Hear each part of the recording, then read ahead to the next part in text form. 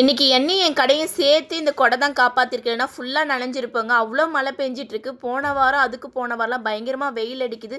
நெருப்புக்குள்ள போன மாரி வெயில் அடிக்குது பாண்டிச்சேரிலலாம் சொல்லியிருப்பேன். ஏன்னா ரோட்ல கடை போடுறதுனால அந்த அளவுக்கு வெயில் அப்படியே தெரியுது. ஆனா இந்த வாரம் செம்ம மழை பெஞ்சிச்சுங்க. மழை பெய்யறதுக்கு முன்னாடி ஒரு மாதிரி வானம்லாம் இருட்டிட்டு வந்துச்சு 3 மணிக்கெல்லாம்.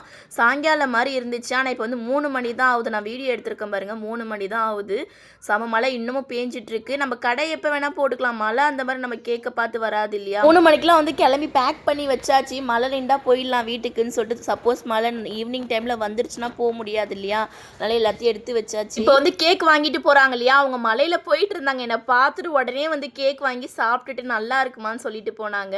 மலையில் கூட வந்து என்னை தேடி வந்து வாங்கிட்டு போயிருந்தீங்க. ரொம்ப நன்றி. எப்பயுமே ஆப்போசிட்டில் தான் வந்து கடை போட்டிருந்தோம். இப்போ வந்து அதுக்கு பக்கத்தில் வந்து வண்டியெலாம் பார்க் பண்ணுறாங்க இல்லையா? அங்கே தான் வந்து போட்டிருக்கோம். சனி ஞாயிறு மட்டும் வாங்க.